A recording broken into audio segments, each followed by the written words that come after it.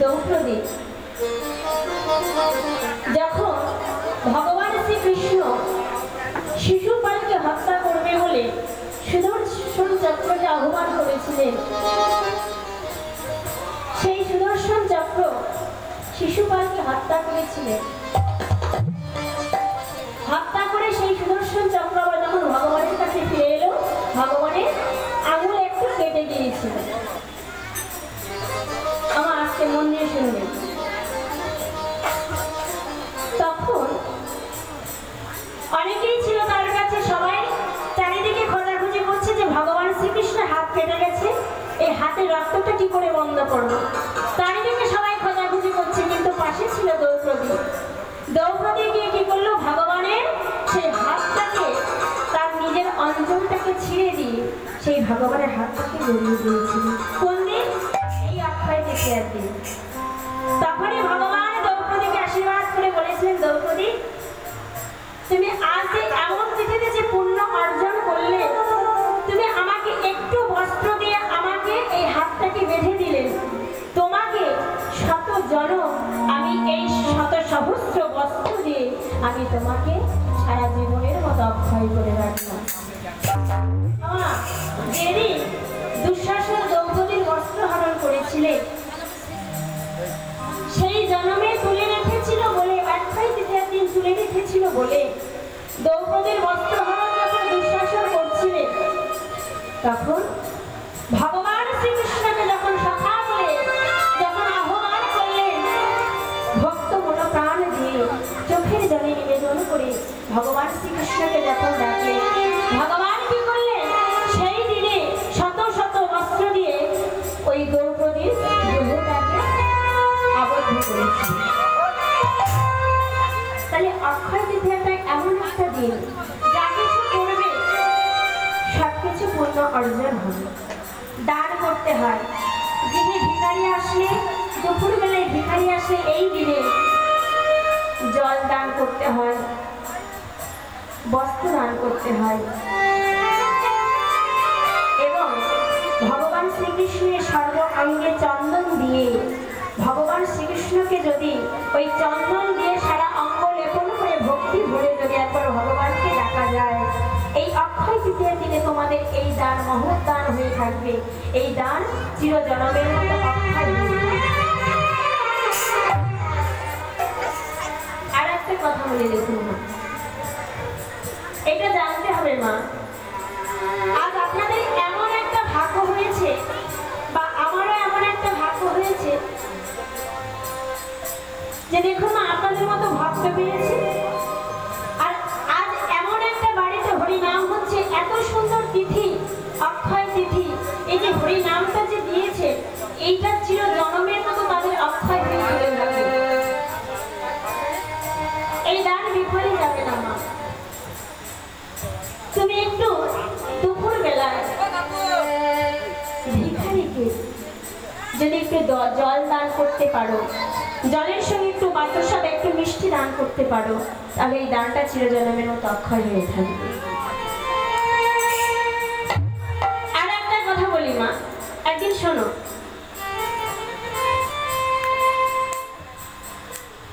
একদিন যুধিষ্ঠির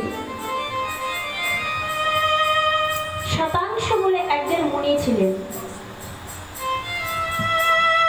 সেই শতাংশ মুনি যুধিষ্ঠিরকে বললেন, যুধিষ্ঠির, অক্ষয় তৃতীয়া এমন একটা দিন, এই তিথিতে কুরুক্ষেত্র যুদ্ধ শেষ, একদিন ভিখারি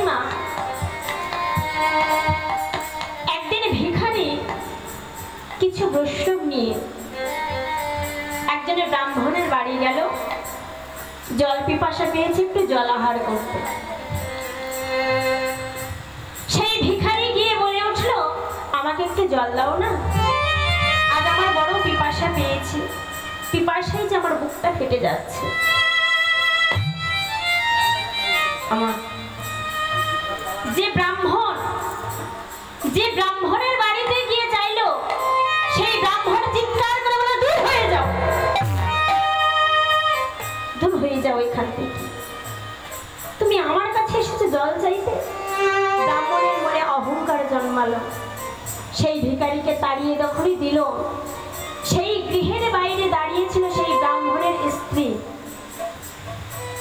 ব্রাহ্মণের স্ত্রী যখন দাঁড়িয়ে দাঁড়িয়ে দেখছে স্বামীর যে এত আচরণটা খারাপ করলো, সেই ভিখারিকে তাড়িয়ে দিল, ছুটে গিয়ে যদি সহধর্মিণী ভালো থাকে, এই সহধর্মিণী কি পায়? স্বামীকেও পুণ্য লাভ অর্জন করে। সেই ব্রাহ্মণে আমার ছুটে গিয়ে ব্রাহ্মণকে বলে উঠল, স্বামী, ও স্বামী, দুপুর বেলায় একজন ভিখারি এসেছে, সেই ভিখারিকে তুমি এমন করে তাড়িয়ে দিলে, এই যে আমাদের গৃহের অমঙ্গল হবে। এই বলে না সেই ব্রাহ্মণে গিয়ে কি করলো? সেই ভিখারিকে ডেকে নিয়ে এসে ওই অক্ষয় তৃতীয়ার দিনে ভিখারিকে ডেকে নিয়ে এসে ভিখারিকে সেবা দিলেন। আর ভিখারিকে যেই না সেবা দিলেন, আর ভিখারি তখন ব্রাহ্মণীকে আশীর্বাদ করে বলল যে তুমি আমাকে সেবা দিলে, এই দানটা তোমার সারা জন্মের মতো অক্ষয় হয়ে থাকবে। এই বলে ভিখারি চলে গেল। ব্রাহ্মণের দিন চলে যায়, মাস চলে যায়, বছর চলে যায়। আমার যেদিন ব্রাহ্মণের অন্তিম শয্যায় যাবার সময় এসেছে, যমরাজ যমলোক থেকে এসেছে, সবার সেনাপতি পাঠিয়েছে যে ওই ব্রাহ্মণকে নিয়ে যেতে হবে। ব্রাহ্মণকে সবাই যখন নিয়ে যাচ্ছে, তখন সেই ব্রাহ্মণ চিৎকার করে বলে উঠল, আজ আমার বড় পিপাসা পেয়েছে, আমার এই মৃত্যুর সময় যদি এক গ্লাস কেউ জল দিতে পারতো, আমার এই তৃষ্ণাটা একটু কমতো। আমার তখন ব্রাহ্মণ মনে অহংকার ছিল, আর যখন অন্তিম সজ্জায় সজ্জিত হয়ে চলে যাবে, অহংকারটা দূরীভূত হয়ে যখন জল চাইছিল, কিন্তু না, তার স্ত্রী এমন একটা কর্ম করেছিল যে যখন তাকে ধরাধরি করে নিয়ে চলে যাচ্ছে ওই যমরাজের কাছে, আর যমরাজ তখন বলে উঠলে, কি তুমি এই ব্রাহ্মণকে ধরে নিয়ে এসেছো? ও যে পুণ্য অর্জন করেছে, ও যে প্রচুর পুণ্য অর্জন করেছে, ওকে আমি এই যমলোকে নিয়ে যেতে পারবো না, যাও ওকে বিষ্ণুলোকে দিয়ে এসো। তখন সবাই বললো, কেন? ওকে বিষ্ণুলোকে কেন দেব? একজন অক্ষয় তৃতীয়ার দিনে একজন ভিখারি যখন জল চাইতে গেল, সেই ব্রাহ্মণ দূর দূর করে দাঁড়িয়ে নিয়েছিল, ওকে আমরা কেন বিষ্ণুলোকে দেব? ওর স্থান হবে এই নরকের স্থান হবে। তখন মা ওই যমদূত বলেছিলেন, শোনো,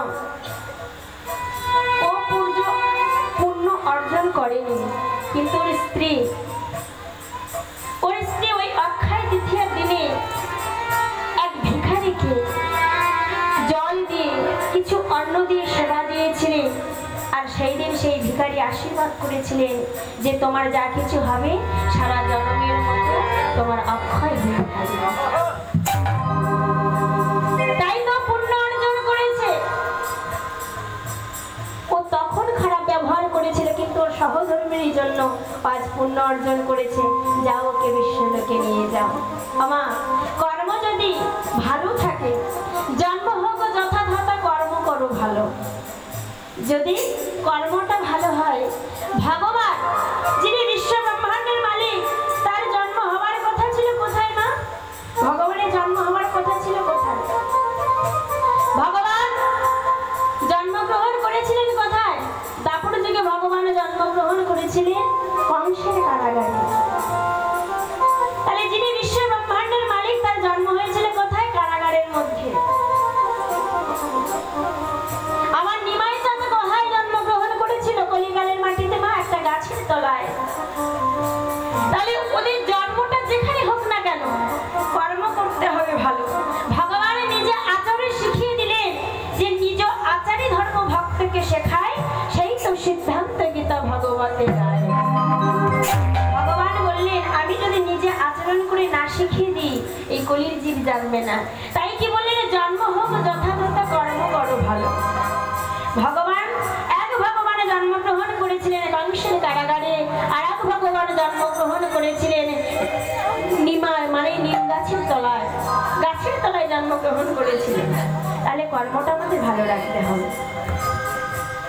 আমা দেখুন মা, আজকে কথা নাই, এদিকে আমার দিকে ধ্যান দিন।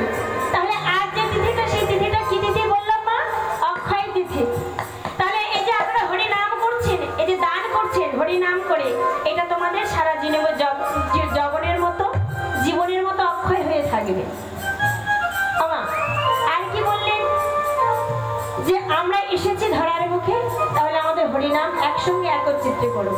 তাহলে আমি যে আজ লীলাটি পরিবেশন করব, লীলাটির নাম হলো ভক্ত ভগবানের মধুর মিলন। ভক্ত কেমন ভাবে ভগবানের নাভি পদ্ম থেকে, নারায়ণের নাভি পদ্ম থেকে সৃষ্টি হয়েছিল কার? স্বয়ং ব্রহ্মা। সেই ব্রহ্মা কি কুকর্ম করেছিলেন, সেই কুকর্মের ফলে আজ সেই ব্রহ্মা আমার ভক্ত হরিদাস রূপে জন্মগ্রহণ করেছে। আমরা সেই